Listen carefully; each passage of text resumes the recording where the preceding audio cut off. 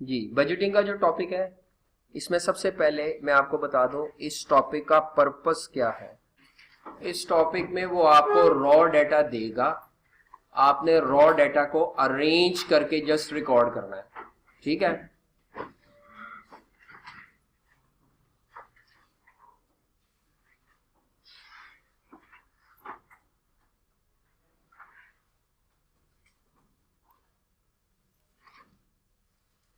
आप लोगों से एक्सपेक्ट किया जा रहा है कि आप रॉ डेटे को अरेंज फॉर्मेट में लिखें। बस आपके लिए बजटिंग सिर्फ इतना है। अगर आप बजटिंग को वैसे देखें तो ये तो सारा प्लानिंग है, एस्टिमेशन है, बड़ा मुश्किल काम है। लेकिन आपके लिए सिर्फ ये आसान काम क्या चीज है कि आपने रॉ डेटे को अरेंज करके लिखना है। बजटिंग मींस एस्टिमेशन करनी है, आपने प्लान करना है। ठीक है, और ऐसा प्लान जो टोटल में करना है। तो बजट एक प्लान है जो टोटल में होता है, और स्टैंडर्ड एक यूनिट का प्लान होता है। बजट जो है वो टोटल का प्लान है। तो आपके लिए इस टॉपिक में मकसद ये है कि आपने अरेंज फॉर्मेट में लिखना है, और दो चीजें आई कैप जो है वो आपसे एक्सपेक्ट करता है कि आपको बनानी आनी चाहिए। एक बजटेड प्रॉफिट एंड लॉस, और दूसरा कैश बजट। ये चैप्टर मुश्किल इस लिहाज से समझा जाता है क्योंकि इसमें जो डाटा होता है वो बहुत ज्यादा होता है, बहुत ज्यादा कैलकुलेशन इन्वॉल्व है, बहुत सी चीजों को एट अ टाइम जहन में रख के सॉल्व करना है। इसीलिए ये आपको थोड़ा मुश्किल इसलिए लगता है कि आपसे डाटा ही मैनेज नहीं होता। कभी कुछ भूल जाते हैं, कभी कुछ भूल जाते हैं, फिर बाद में कटिंग करनी पड़ती है। तो दो चीजें आई कैप ने आपसे टेस्ट करनी है, एक बजटेड प्रॉफिट एंड लॉस, और दूसरी चीज क्या है, कैश बजट। ये एंड प्रोडक्ट है। इससे पहले कई बजट्स बनते हैं, लेकिन वो आई कैप उन बजट्स को एज्यूम करता है कि आपको पहले ही बनानी आती है, आपको वर्किंग में पता है। तो वो ये एंड प्रोडक्ट टेस्ट करता है और बाकी सब कुछ वर्किंग में। तो इसीलिए मैं आपको पहले बता दूं कि ये दोनों बजट तक पहुंचने के लिए आपको काफी ज्यादा एक लेंथी प्रोसीजर से गुजरना है।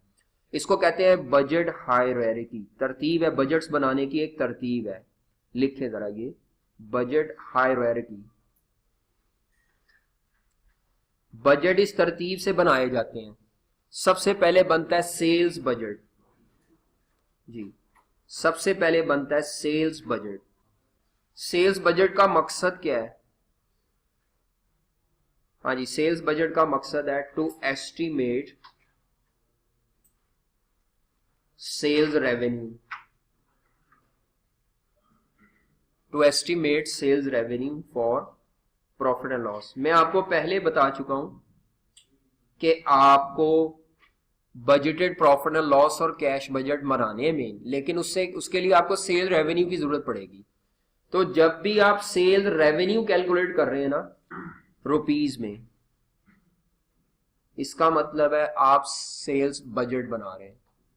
चाहे आपने हेडिंग नहीं दी सेल बजट की, लेकिन जब भी आप बजटेड प्रॉफिट एंड लॉस के लिए सेल्स रेवेन्यू एस्टिमेट कर रहे हैं तो वो आपका सेल्स बजट बनेगा।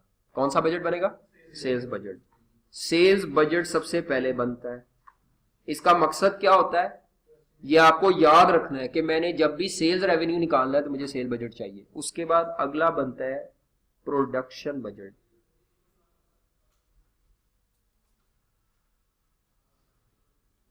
प्रोडक्शन बजट, प्रोडक्शन बजट का जो पर्पस है टू एस्टिमेट प्रोडक्शन यूनिट्स। इसका मकसद क्या है? To estimate production units, to estimate production units, कि हम इस पूरे महीने में या पूरे साल में कितने यूनिट्स प्रोड्यूस करेंगे। प्रोडक्शन यूनिट्स एस्टिमेट करना पर्पस है। उसके बाद हमारा जो प्रोडक्शन बजट है, प्रोडक्शन यूनिट्स वाला, इसकी बेस पर 3 फर्दर बजट्स बनते हैं। प्रोडक्शन बजट की बेस पर 3 बजट्स बनते हैं। पहले का नाम है मटेरियल कॉस्ट का बजट, लेबर कॉस्ट का बजट, डायरेक्ट लेबर कॉस्ट का बजट, और तीसरा है फैक्ट्री ओवरहेड्स कॉस्ट का बजट। ये 3 बजट आपके प्रोडक्शन यूनिट्स को इस्तेमाल करते हुए बनते हैं, मटेरियल कॉस्ट, लेबर कॉस्ट और ओवरहेड्स। जी, ये जो मटेरियल का बजट है ना, मटेरियल कॉस्ट का बजट, डायरेक्ट मटेरियल मुराद है, डायरेक्ट।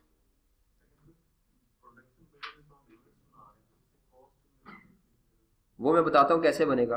मटेरियल कॉस्ट बजट के 2 हिस्से होंगे, एक को कहेंगे material usage budget,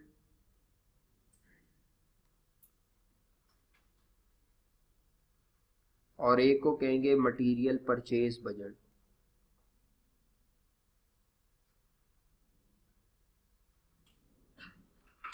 material usage और मटेरियल परचेज। अभी मैं सिर्फ एक फ्लो बता रहा हूं और ये नहीं बता रहा कैसे कैलकुलेशंस करनी है, ये ना समझे मैंने अभी कैलकुलेशन बता दी है। मैं सिर्फ ये बता रहा हूं कि भाई सेल बजट का मकसद है रेवेन्यू कैलकुलेट करना, कैसे बाद में बात करते हैं। सेल बजट के बाद अगर यूनिट बेचने हैं तो बनाने पड़ेंगे, कितने यूनिट बनाए, वो यूनिट्स बनाने की बजट को प्रोडक्शन बजट कहते हैं। उन प्रोडक्शन यूनिट्स को बनाने के लिए कितनी क्वांटिटी में मटेरियल चाहिए होगा और कितने रुपीस का मटेरियल चाहिए होगा, वो मटेरियल बजट बताएगा। लेबर को कितनी वेजेस देनी पड़ेगी इन यूनिट्स को बनाने के लिए, ओवरहेड्स कितने होंगे, तो वो प्रोडक्शन के लिए ये सारी कॉस्ट इनकर होगी। तो मटेरियल यूजेज बजट का पर्पस क्या है? To estimate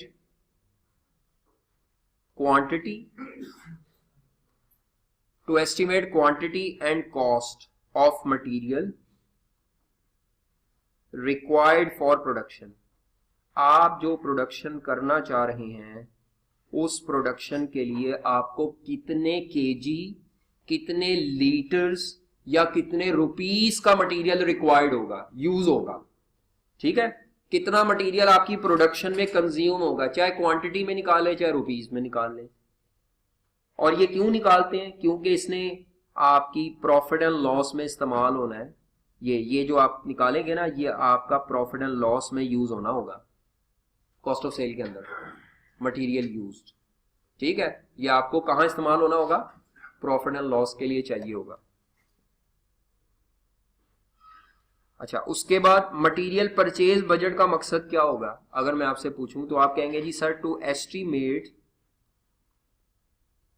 quantity and cost of material purchased. हमें सप्लायर से कितनी क्वांटिटी में या कितना रुपीस का मटेरियल खरीदना पड़ेगा। ये प्रॉफिट एंड लॉस में इस्तेमाल नहीं होना, ये आपको कैश बजट के लिए चाहिए होगा। मैं साथ ये इसलिए लिख रहा हूं ताकि आपको पता चल जाए कि ये आप क्यों निकालेंगे। ये प्रॉफिट एंड लॉस के लिए चाहिए होगा और ये किसके लिए चाहिए? कैश बजट के लिए, कि कैश बजट एक किस्म का कैश अकाउंट ही है, कैश रिसीट्स और कैश पेमेंट्स लिखेंगे उसमें। लेकिन इस चैप्टर में एक्चुअल डेटा आपको पिछले साल का दिया होगा और आपने उसकी बेस पर अगले साल का सारा एस्टिमेटेड डेटा पूरा करना है, ये होगा इसमें। यानी इसमें ज्यादा डेटा एक्चुअल नहीं इस्तेमाल होगा, एस्टिमेटेड डेटा से हमने पूरा करना है अपना बजट्स। आता ही डेटा बजटेड में एस्टिमेटेड है। अच्छा जी, अभी तक आपसे मैं कहूं जी, आपने सबसे पहले कौन सा बजट है जी? सेल्स का बजट, फिर प्रोडक्शन बजट। प्रोडक्शन बजट की बेस पर 3 बजट है, मटेरियल यूजेज और परचेज। ये 3A है, ये 3B है, समझ लें। उसके बाद ये लेबर का बजट और ये ओवरहेड्स का बजट, ये सीक्वेंस है इनका। ठीक है, अच्छा, लेबर के बजट का मकसद क्या होता है? To estimate total labour hours required and cost and labour cost for production. आप जो यूनिट्स बनाना चाह रहे हैं उन यूनिट्स को बनाने के लिए कितने घंटे रिक्वायर्ड होंगे टोटल इस पूरे महीने में, ये साल में, और उन घंटों की वेजिस क्या पे करेंगे आप। तो लेबर कॉस्ट का बजट का मकसद क्या है? घंटे एस्टिमेट करना, total labour hours required estimate करना and labour cost for production. ये किस तरह चाहिए होगा? ये भी प्रॉफिट एंड लॉस के लिए चाहिए। जो आप लेबर कॉस्ट निकालते हैं ना, ये प्रॉफिट एंड लॉस के लिए भी चाहिए, इवन कैश बजट के लिए भी चाहिए एज वेल एज। आगे जी, नेक्स्ट, एफओएच के बजट का मकसद क्या होता है? To estimate fixed FOH cost and variable FOH cost. Fixed और वेरिएबल एफओएच की कॉस्ट एस्टिमेट करना हमारा ऑब्जेक्टिव है। अच्छा जी, ये कहाँ इस्तेमाल होंगे? साफ सी बात है, ये भी हाँ प्रॉफिट एंड लॉस में भी आएंगे, और अगर कैश बजट में पेमेंट की बात करेंगे तो कैश बजट के लिए भी जरूरी है, लेकिन प्राइमरीली ज्यादातर ये प्रॉफिट एंड लॉस के लिए चाहिए। जब आपके ये बजट बन जाएंगे ना, तो आप फिर ये जो मटेरियल का बजट है, ये जो लेबर का बजट है, ये वाला नहीं, मटेरियल का, लेबर कॉस्ट का और एफओएच का बजट, ये बजट जब आपके तीनों बन जाएंगे तो इनको प्लस करके आपका जो बजट बनेगा उसका नाम होगा प्रोडक्शन कॉस्ट का बजट। मैंने आपसे कहा था आपने बजटेड प्रॉफिट एंड लॉस तक पहुंचना है, ये सारे उसके सपोर्टिंग बजट्स हैं, और ये वर्किंग में बनवाता है ICAP आपसे। प्रोडक्शन कॉस्ट का बजट किसकी बेस पे बनेगा? मटेरियल कॉस्ट जो यूज हुई है, लेबर कॉस्ट, और तीसरी चीज क्या होगी? वेरिएबल। और ये प्रोडक्शन कॉस्ट का बजट किसके लिए इस्तेमाल होगा? प्रॉफिट एंड लॉस के लिए। ठीक है, जब आपका प्रोडक्शन कॉस्ट का बजट बन जाएगा, जो कि ये छठा बजट है, तो इसके बाद आपके पास नेक्स्ट होगा कॉस्ट ऑफ सेल्स का बजट।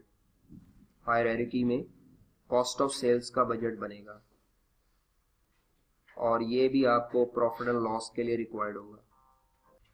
हाँ जी, ये प्रॉफिट एंड लॉस के लिए आपको रिक्वायर्ड होगा। ठीक है, इसका मकसद होगा फिक्स्ड और वेरिएबल एफओएच निकालना, और ये पीएलएस में भी रिकॉर्ड होंगे और कैश बजट में पेमेंट्स रिकॉर्ड करने में इस्तेमाल होंगे। वो सिर्फ यूनिट्स ही थे कि हम कितने यूनिट्स बनाएंगे, उन यूनिट्स के लिए कितना मटेरियल चाहिए होगा, कितनी लेबर और कितने एफओएच। कॉस्ट ऑफ सेल्स के बजट के बाद नेक्स्ट अगला हमारा, इसमें वो आपने ये करना होता है, ये वैसे आपको पता है कॉस्ट ऑफ सेल्स में क्या आता है, cost of opening stock of finish goods, ये आपने मार्जिनल एब्जॉर्प्शन में पढ़ा हुआ है। Cost of opening stock of finish goods plus इसमें क्या आती है? Production cost of finish goods, और माइनस इसमें क्या होता है? Cost of. ये मुझे बताने की जरूरत नहीं, ये आपको पहले आता है, ये वैसे ही मैं लिख रहा हूं, ये आपने पढ़ा हुआ है। कॉस्ट ऑफ सेल्स का फॉर्मूला यही है, cost of opening stock plus क्या होती है? प्रोडक्शन कॉस्ट, और माइनस क्या होती है? Closing stock of any good. ये सबको ही पता है। अच्छा, कॉस्ट ऑफ सेल्स जब बन जाती है तो इसके बाद आपको कॉस्ट ऑफ सेल्स के बाद दो बजट बनाने पड़ते हैं, सेलिंग और डिस्ट्रीब्यूशन एक्सपेंसेस का बजट,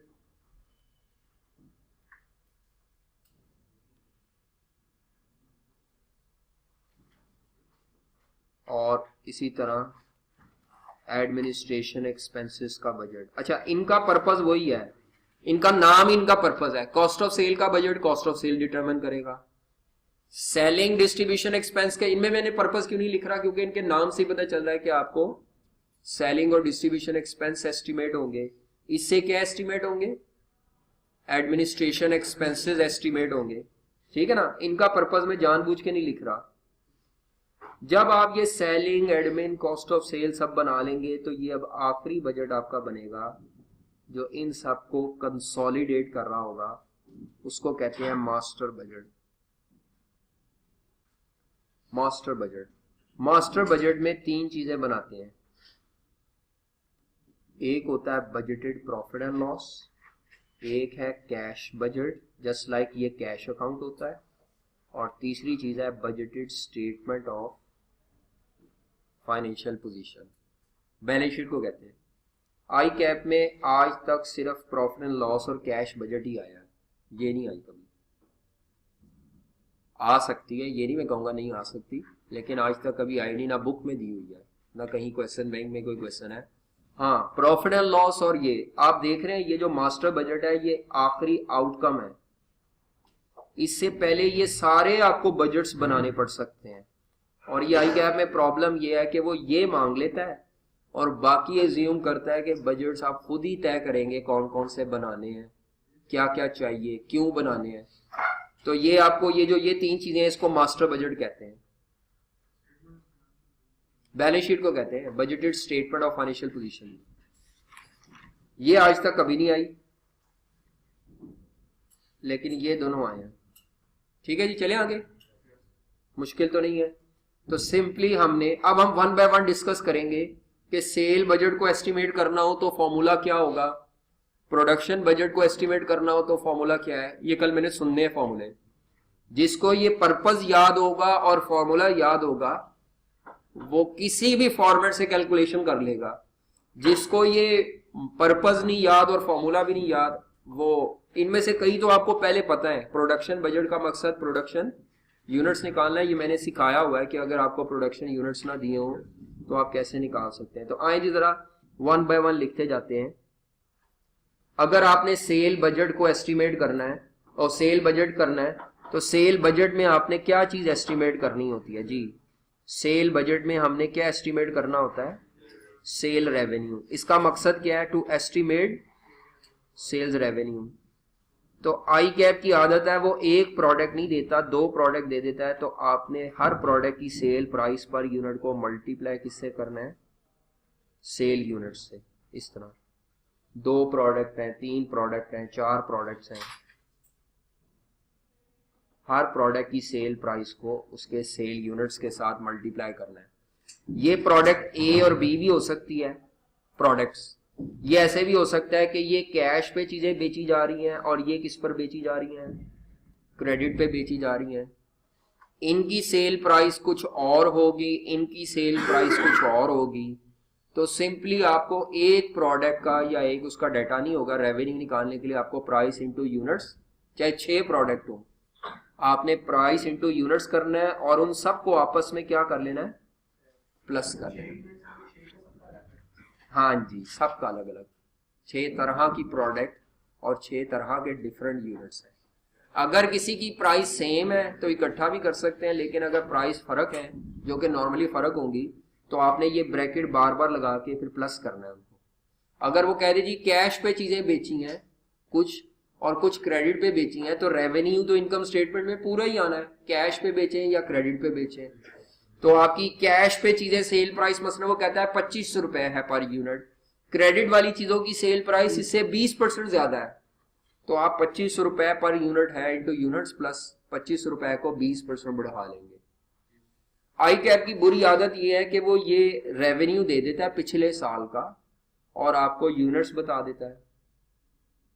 आपने पहले पिछले साल की क्या निकालनी होती है, सेल प्राइसेस, और फिर उसके बाद उसको इन्फ्लेट करना है। ये थोड़ा कॉम्प्लिकेशन वो ये ज़हन में रखिएगा कि नॉर्मली वो पिछले साल का डाटा देता है, उस डाटे को भी पूरा नहीं देता। ठीक है, डाटा पूरा नहीं होगा, आपने उस डाटे से पहले पिछले साल का डाटा पूरा करना है, फिर उसको चेंज करके अगले साल पे आना है। तो पिछले साल का डाटा पूरा ही नहीं होता लोगों से, तो अगले साल पे कहाँ आएंगे। ठीक है, तो सेल रेवेन्यू के लिए ये इक्वेशन है। नेक्स्ट आगे लिखें जी प्रोडक्शन बजट। बस ये इस तरह ही है छोटा सा। अभी आगे प्रोडक्शन बजट लिखें। प्रोडक्शन बजट के लिए आपको चाहिए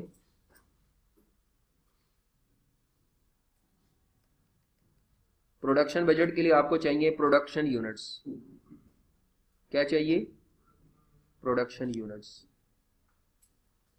अच्छा, अब हम सबको पता है, हमने ये एक इक्वेशन सीखी हुई है कि ओपनिंग स्टॉक के यूनिट्स प्लस प्रोडक्शन यूनिट्स करें। ये नहीं लिखना आपने, production units minus closing stock के यूनिट्स करें तो इज इक्वल टू क्या आ जाते हैं, सेल यूनिट्स। ये इक्वेशन हमने पढ़ी हुई है मार्जिनल एब्जॉर्प्शन के चैप्टर में। अगर मैं इस इक्वेशन में कहूं ये भी दिया है, ये भी दिया है, ये भी दिया है, तो इसको रीअरेंज करके फॉर्मूला क्या बनेगा, प्रोडक्शन यूनिट्स का फॉर्मूला बनेगा, सेल से शुरू होगा, sale units plus closing stock of finish goods units में माइनस क्या करेंगे, opening stock of finish goods के यूनिट्स। तो ये आपके पास आ जाएगा प्रोडक्शन यूनिट्स।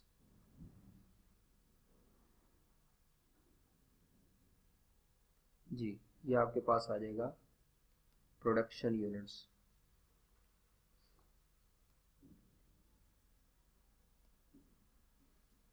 जी ये ऑलरेडी हमें आता है।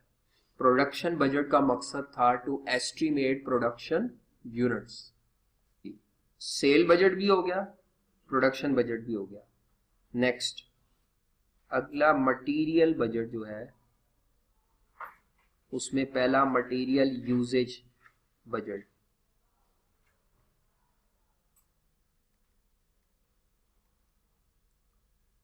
मटेरियल यूजेज बजट, इसका मकसद होगा material, total material required for production निकालना।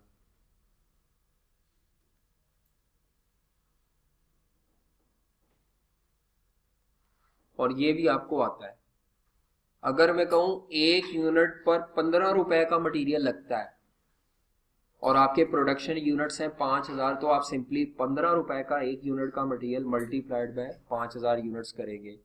या मैं कहूं 2 kg एक यूनिट पे मटेरियल लगता है और 5000 यूनिट्स पे बताओ प्रोड्यूस करने में टोटल कितना मटेरियल रिक्वायर्ड होगा, तो आप 5 kg या 2 kg मल्टीप्लाइड बाय 5000 यूनिट। तो ये जो टोटल मटेरियल रिक्वायर्ड है ना, इसके लिए आपको क्वेश्चन में मटेरियल रिक्वायर्ड पर यूनिट दिया होगा, केजी में, लीटर में या कभी कभार रुपीस में।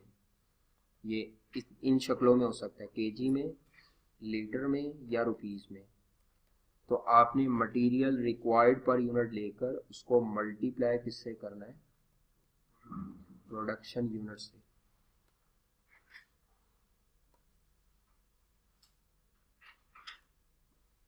ठीक है, तो आपके पास ये total material required for production आ जाएगा।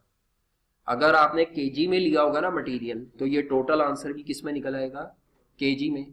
अगर आपने material required per unit litre में लिया होगा, तो टोटल आंसर भी लीटर में आ जाएगा। ठीक है जी। तो मटेरियल रिक्वायर्ड फॉर प्रोडक्शन, ज्यादातर वैसे ये केजी लीटर में ही आता है, ज्यादातर ये क्वांटिटी में होता है। अगर आपको रुपीस में चाहिए हो तो इस क्वांटिटी को कॉस्ट ऑफ मटेरियल से मल्टीप्लाई कर देंगे अगर जरूरत पड़े तो। ठीक है जी, चलें आगे। मटेरियल यूजेज, इसके बाद अगला है मटेरियल परचेज बजट, जो कैश जो बताएगा कि आपको कितना मटेरियल परचेज करना पड़ेगा। मटेरियल परचेज बजट, आज सिर्फ मैंने फॉर्मूलाज बताए हैं, कल इनकी प्रैक्टिस है, आपने इनको याद करके आना है। मटेरियल परचेज बजट, जिसको ये पर्पस याद होगा और फॉर्मूला याद होगा, उसका कुछ काम आसान हो जाएगा जी। मटेरियल का परचेज बजट, तो परचेज बजट जो होता है ये असल में ये फॉर्मूला भी आपको आता है, आपने पढ़ा हुआ है। Opening stock of material plus material purchase minus closing stock of material equal to material consumed या यूज्ड। इसी को रिवर्स कर लें, मटेरियल रिक्वायर्ड फॉर प्रोडक्शन, ये जो है इसको यूजेज भी कहते हैं। Material usage plus closing stock of material, ये फॉर्मूला मैंने रीअरेंज किया है, minus opening stock of material. तो आपका जो आंसर आएगा वो क्या होगा, मटेरियल की परचेजेस, मटेरियल परचेज।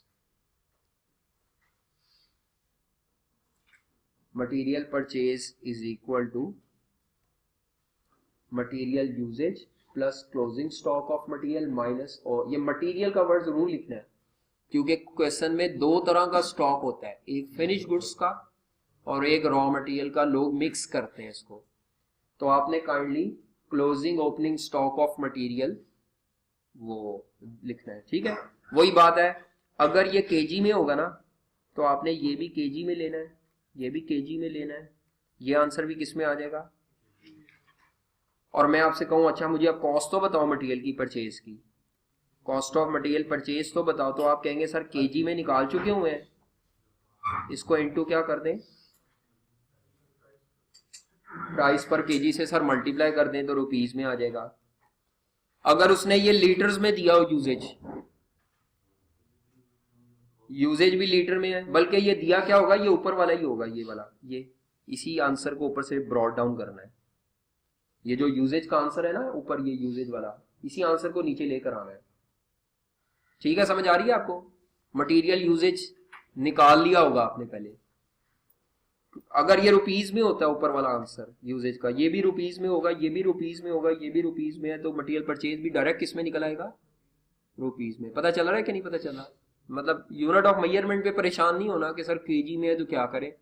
और भाई केजी में भी मटेरियल हो सकता है, लीटर में भी हो सकता है, और वो केजी लीटर की बजाय डायरेक्ट रुपीज में दे दे तो ठीक है, आप रुपीज को ही लेके सॉल्व कर लें। हमने वैसे अल्टीमेटली रुपीज पे जाना होता है चीजों में, सिवाय प्रोडक्शन बजट के। अच्छा जी, उसके बाद लेबर कॉस्ट का बजट लिखें जी। लेबर का बजट, लेबर कॉस्ट का बजट में क्या फॉर्मूला इस्तेमाल होगा? ये मैं आपको हर बजट में इस्तेमाल होने वाले फॉर्मूले बता रहा हूं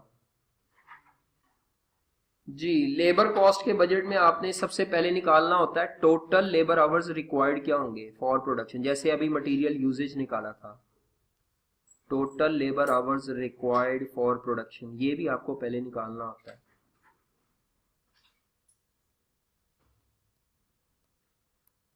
ये निकालने का तरीका क्या होगा? बड़ा सिंपल है, labour hours per unit given होंगे।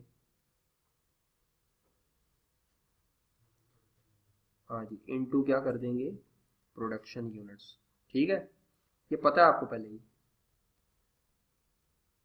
पहले तो ये मांगेगा, फिर उसके बाद अगर वो आपसे कहे जी लेबर की कॉस्ट भी निकालें, वेजेस कॉस्ट,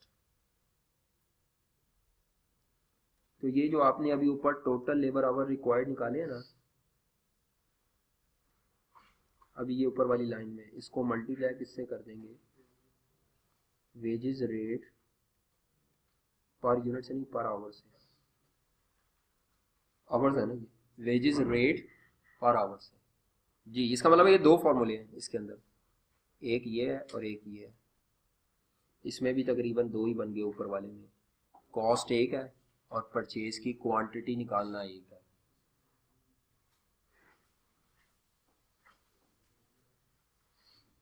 हाँ जी, आखिरी बजट कौन सा है जो हम आज डिस्कस करने जा रहे हैं? वो है फैक्ट्री ओवरहेड्स का बजट। आगे एफओएच के बजट में क्या होता है? फिक्स्ड एफओएच निकालते हैं सबसे पहले। एफओएच के बजट में क्या कैलकुलेट होता है सबसे पहले? Fixed FOH. और दूसरे कौन से होते हैं? Variable FOH. तीसरा इसका मकसद होता है एब्जॉर्प्शन रेट निकालना, क्योंकि ये बजटेड फिक्स्ड एफओएच होंगे और ये बजटेड वेरिएबल एफओएच होंगे।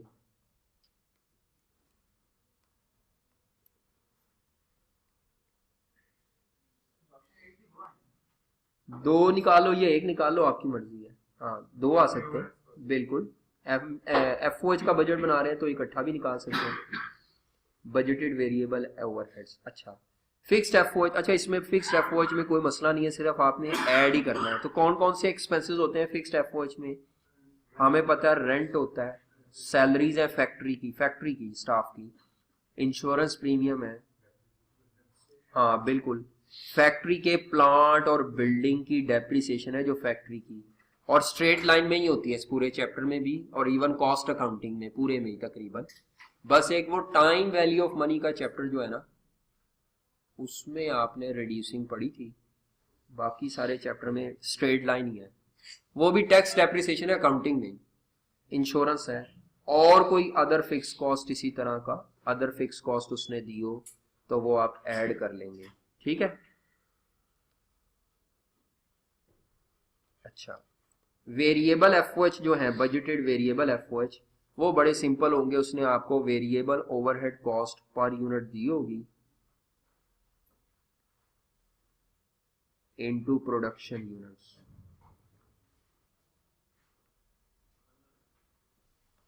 Variable overhead cost per unit into क्या है? Production units. हाँ जी, ठीक है।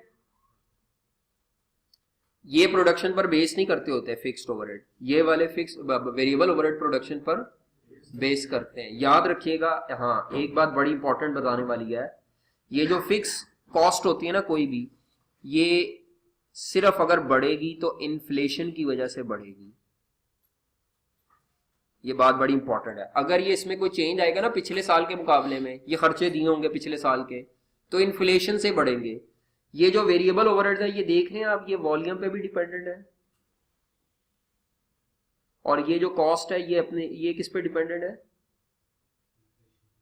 इन्फ्लेशन पर। तो इसका मतलब है वेरिएबल कॉस्ट कोई भी हो, चाहे मटेरियल हो लेबर हो, वो वॉल्यूम पे भी डिपेंड होती है और वो इन्फ्लेशन पर भी डिपेंड होती है। इन्फ्लेशन जो उसकी कॉस्ट में बिल्ट इन करना है आपने। तो प्रोडक्शन वॉल्यूम जितना ज्यादा होगा ना, ये टोटल वेरिएबल ओवरहेड कॉस्ट उतनी ज्यादा है। ये खाली बात वेरिएबल ओवरहेड्स पे नहीं है, मटेरियल पे भी एप्लीकेबल होती है, लेबर में। जैसे ये देखो ऊपर लेबर में प्रोडक्शन यूनिट जितने ज्यादा होंगे उतने ये लेबर आवर ज्यादा होंगे, और इन्फ्लेशन जितना ज्यादा होगा ये वेजेस रेट बढ़ेगा। तो आप कह सकते हैं कि सर ये जो लेबर कॉस्ट होती है ये अपने अंदर वॉल्यूम की इंक्रीज का भी इंपैक्ट लेती है और इन्फ्लेशन का भी। वॉल्यूम से मुराद घंटे ज्यादा लगेंगे, जितने यूनिट ज्यादा बनाओगे टोटल लेबर आवर्स उतने ज्यादा यूज होंगे। अच्छा जी, एब्जॉर्प्शन रेट कैसे निकालते हैं जी, वो तो सबको पता है। अगर सेपरेट निकालना है सेपरेट निकाल लो, इकट्ठा निकालना है तो total budgeted FOH divided by budgeted production capacity या नॉर्मल कैपेसिटी, ठीक है ना, उस पर डिवाइड करो तो आपके पास एब्जॉर्प्शन रेट आ जाएगा। Budgeted FOH divided by budgeted production units या नॉर्मल कैपेसिटी पे डिवाइड कर दो। किस पे डिवाइड कर दो, नॉर्मल कैपेसिटी पे। ले जी, अभी तक हमने इस हायरार्की में सेल बजट पढ़ लिया, उसकी इक्वेशन मतलब उसका फॉर्मूला रट के आना है, और पर्पस कल प्रोडक्शन बजट में प्रोडक्शन यूनिट्स निकालते हैं मकसद, और उसका फॉर्मूला क्या है। उसके बाद ये तीनों बता दिए हैं, ये material usage purchase labour FOH. अच्छा ये क्यों नहीं बताया, इसका फॉर्मूला इधर ही लिखा हुआ है, प्रोडक्शन कॉस्ट के बजट का। कॉस्ट ऑफ सेल बजट क्यों नहीं बताया, इसका फॉर्मूला भी मैंने यहाँ पे लिख दिया हुआ है, ये तो आपको पहले वाला ही है। इनका फॉर्मूला क्यों नहीं लिखा भाई, ये सिर्फ खर्चे दिए होंगे सेलिंग एडमिन टोटल में, और या अलग अलग तो उनको प्लस करना है। अच्छा कल मैंने अब आपको क्या करवाना है, कल मैंने आपको कैश बजट और बजटेड प्रॉफिट एंड लॉस के फॉर्मेट्स बताने हैं कि वो कैसे बनता है, और उसके लिए ही ये सारी वर्किंग है जो पिछली में आपको बजट्स बता के आया हूं, वो वर्किंग के तौर पर आएंगे। तो कल शायद मैं ये प्रॉफिट एंड लॉस और कैश बजट ना बताऊं, प्रैक्टिस ही करवाऊं। ये जो पिछले फॉर्मूले हैं इनकी एक एक दो दो एग्जाम्पल करवाऊं कि आपको जरा पता चल जाए कि सीक्वेंस क्या है, हमने कैसे लेके चलना है। ठीक है, बस बजटिंग अभी हम यहीं पे आज क्लोज कर रहे हैं।